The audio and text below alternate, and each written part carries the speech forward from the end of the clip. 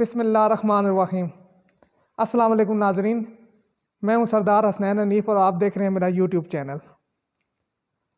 पिछली वीडियो में हमने आपको बताया था कि ब्रॉड शीट और नवाज शरीफ का आपस में क्या ताल्लुक़ है, और आने वाले दिनों में ये broadsheet Nawaz Sharif and company के लिए एक पनामा 2 बनने जा रहा है। आज हम आपको उसी बारे में मज़ीद इंफॉर्मेशन देंगे और कुछ ऐसे हक़ाइक़ के बारे में बताएंगे जिनका जानना आपके लिए ज़रूरी है। जूँ ब्रॉड शीट पे तहकीकात आगे बढ़ रही हैं, वज़ीर-ए-आज़म पाकिस्तान ने एक कमीशन भी बना दिया है, वैसे ही शरीफ ख़ानदान की बेचैनी में इजाफ़ा हो रहा है। मरियम नवाज़ का आज का बयान भी जस्टिस अज़मत शेख के बारे में जो है वो उनकी बेचैनी को बड़ा नुमायाँ कर रहा है। आखिर इस बेचैनी की वजह क्या है? इस बेचैनी की वजह यह है कि जस्टिस अज़मत शेख जो हैं वो इस सारे मामले को बड़ी डिटेल के साथ जानते हैं, और जस्टिस अज़मत शेख जो हैं, रिटायर्ड जो हैं, वो एक ऐसे नडर इंसान हैं जो इस सारे मामले को पाया तकमील तक पहुंचा सकते हैं। शरीफ ख़ानदान की बेचैनी की वजह सिर्फ यही है कि अगर ये मामला भी पनामा के केस की तरह सुप्रीम कोर्ट में चला गया और इस पे प्रोसीडिंग्स स्टार्ट हो गई तो ये उनके लिए एक बड़ी मुसीबत का बायस बनेगा। उनके सियासी मुस्तकबिल को एक दफ़ा फिर इस केस ने दाव पे लगा दिया है। मरियम नवाज़ ने आज फिर जस्टिस शेख अज़मत सईद पे तनकीद करते हुए कहा कि उन्हें ये जो जज साहब हैं, इस कमेटी जो वज़ीर-ए-आज़म में पाकिस्तान ने जो कमेटी बनाई है उसके लिए कबूल नहीं है। अजीब बात है नाजरीन कि ये एक ऐसे इशराफिया है जिनकी चोरी की अगर तहकीकात हों तो इनको जज अपनी मर्जी का चाहिए। अगर इनको किसी ने गिरफ्तार करना हो तो वो भी इनको अपनी मर्जी का पुलिस ऑफिसर चाहिए। अगर इनको गिरफ्तार करके जेलों में डाल दें तो इन्हें वहाँ पे भी वीआईपी प्रोटोकॉल चाहिए, वीआईपी रूम्स चाहिए, उसमें एसी होने चाहिए। एसी ना हो तो इनकी तबीयत ख़राब हो जाती है। वहाँ इन्हें रहने के लिए और खाने के लिए अच्छा सामान चाहिए। सवाल ये है, क्या जो इनकी डिमांड्स हैं वो सही हैं? अगर जैसे मरियम नवाज़ कह रही हैं कि जज साहब जो हैं वो मुतनाज़ा हैं और उनको कबूल नहीं है, क्या आम शहरी, हर वो मुजरिम जो इस टाइम जेलों में है या उनके केसेस अदालतों में हैं, उनको उनकी मर्ज़ी के जजेस मिलते हैं?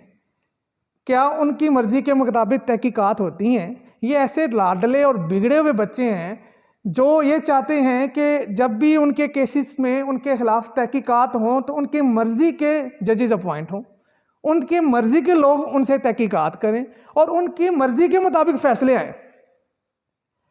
मरियम नवाज़ और उनके बाबा नवाज शरीफ जो एक राग अलाप रहे हैं इतने ऐसे कि वोट को इज्जत दो, वो वोट को इज्जत दो की जो बात करते हैं वो इसलिए करते हैं कि वो वोट की इज्जत दो जो है वो उनके लिए है, उस वोट का फ़ायदा उनको है।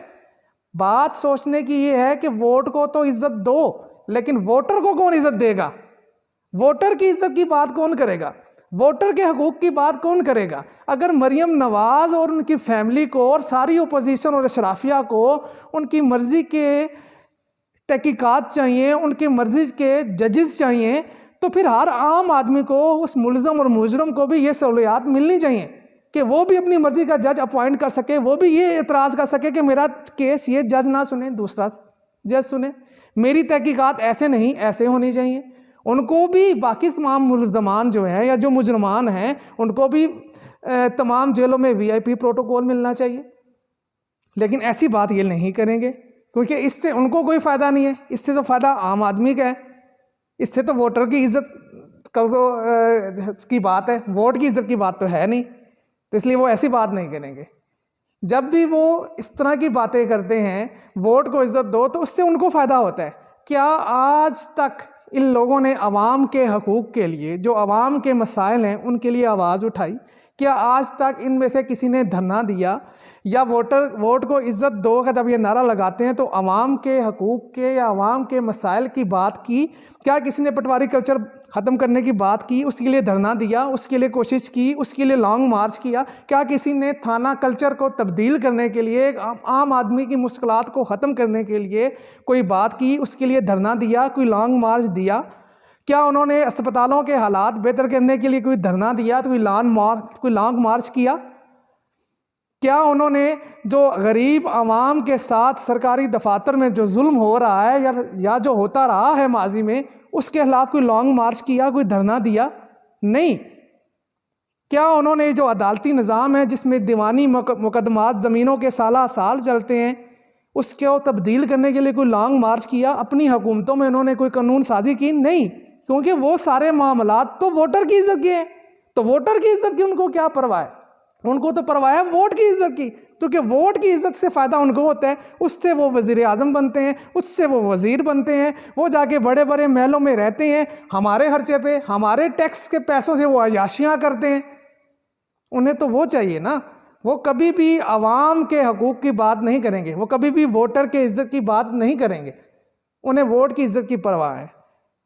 नाज़रीन, बात समझने की ये है कि अगर ये लोग वोट की इज़्ज़त की बात करते हैं तो वोटर की इज़्ज़त की बात भी इनको करनी चाहिए। इनको आवाम के मसाइल का हल करना चाहिए। ये लोग 30-30 साल हुकूमतों में रहे हैं, क्या इन्होंने अवामी मुश्किलात का खात्मा करने के लिए कोई किरदार अदा किया? बिल्कुल नहीं किया। क्या इन्होंने आवाम के जो डायरेक्ट मसाइल हैं, जिसमें पटवारी, थाना, अस्पताल, इस कल्चर के खात्मे के लिए और तब्दील करने के लिए, उसमें बेहतरी लाने के लिए कोई इक़दामात किए?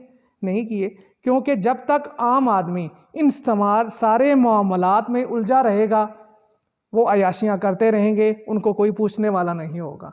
तो आज समझने की बात ये है कि हमने अब आगे मज़ीद इन लोगों के हाथों में खिलौना नहीं बनना। हमने उसका साथ देना है जो आवाम की बात करेगा, जो आवाम के लिए निकलेगा, इन बुनियादी मसाइल का हल निकालेगा और इस पूरे निज़ाम को तब्दील करेगा। अब मरियम नवाज़ खुद जो एक सज़ा याफ्ता मुजरम है, वो ज़मानत पर जेल से बाहर है। अच्छा, ज़मानत उन्हें किस बात की दी गई है? ज़मानत उन्हें इस बात की दी गई है कि उनके वालिद बीमार हैं और वो उनकी तीमारदारी के लिए उनको रिहा किया जाए। बहुत अच्छी बात है, ऐसा ही होना चाहिए। लेकिन हमारा सवाल ये है कि क्या वो बाकी तमाम हवा की बेटियाँ जो इस टाइम जेलों में कई सालों से हैं, उनको भी इस तरह की इजाज़त दी जाती है? जब उनके माँ बाप, उनके बच्चे कोई बीमार होता है तो उनको भी तीमारदारी के लिए ज़मानत दी जाती है? नहीं। क्या वो हवा की बेटियां नहीं हैं? क्या उनके हकूक़ नहीं हैं? क्या उनको भी ये फैसिलिटी नहीं मिलनी चाहिए? जब मरियम नवाज़ को गिरफ़्तार किया गया, जब वो अपने बाप से मिलने जेल में गई, उन्हें वहाँ पे गिरफ़्तार किया गया, तो एक बड़ा शोर किया गया, जी हवा की बेटी है, उसको वहाँ से उन्होंने गिरफ़्तार कर लिया, चादर और चार दीवारी का जो है वो लिहाज नहीं रखा गया। हमारा सवाल ये है, तो बाकी वो तमाम हवा की बेटियाँ जो किसी ना किसी जुर्म में, किसी ना किसी जुर्म की वजह से उनको गिरफ़्तार किया जाता है, उनकी घरों के अंदर जाके दीवारें फलांग के पुलिस जाती है, दरवाजे तोड़ के जाती है, क्या उनके हकूक़ नहीं हैं? क्या वो हवा की बेटियां नहीं हैं? क्या वहाँ पे चादर और चार दीवारी का जो तकद्दुस है वो पमाल नहीं होता? हमारा पूछने का मकसद ये है, क्या उन तमाम हवा की बेटियों के हकूक़ मरियम नवाज़ के हकूक़ से कम है? क्योंकि वो एक प्राइम मिनिस्टर, एक अशराफिया, एक ऐसा बंदा जो इस मुल्क का वज़ीर आज़म रहा है, उसकी बेटियां नहीं हैं, तो क्या उनको इंसाफ नहीं मिलना चाहिए? क्या उनके साथ भी ऐसा सलूक नहीं करना चाहिए जैसे मरियम नवाज़ के साथ किया जा रहा है? और क्या मरियम नवाज़ और उसके बाबा जो आज वोट को इज़्ज़त दो का नारा लगाते हैं, उनको उन ख़वातीन, उन हवा की बेटियों के लिए आवाज़ नहीं उठानी चाहिए जो जेलों में सड़ रही हैं? क्या उन तमाम ख़वातीन को, अगर मरियम को ज़मानत मिल सकती है, तो उन तमाम औरतों को, चाहे वो किसी भी जुर्म में हैं, उनको ज़मानत मिलनी चाहिए, उनको भी घरों को जाना चाहिए? अगर कानून आपने इस मुल्क में बनाना है तो फिर अमीर और गरीब सबके लिए बराबर होना चाहिए। फिर वोटर को इज़्ज़त दो की बात भी करनी चाहिए। अगर आप वोट को इज़्ज़त दो की बात करोगे तो फिर वोटर को इज़्ज़त दो की भी बात करनी चाहिए, वरना खामखा में आवाम को इन ड्रामों से आप अब मज़ीद नहीं उलझा सकते। आने वाला वक्त आपको ये बात साबित कर आने वाले दिनों में देखते हैं कि ये ब्रॉडशीट का मामला किस करवट बैठता है।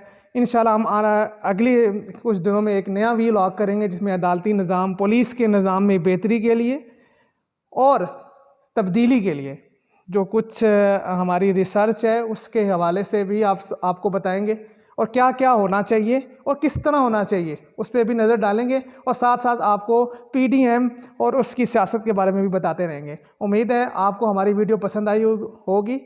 मैं आपसे रिक्वेस्ट करता हूं कि आप हमारी वीडियो को लाइक कीजिएगा।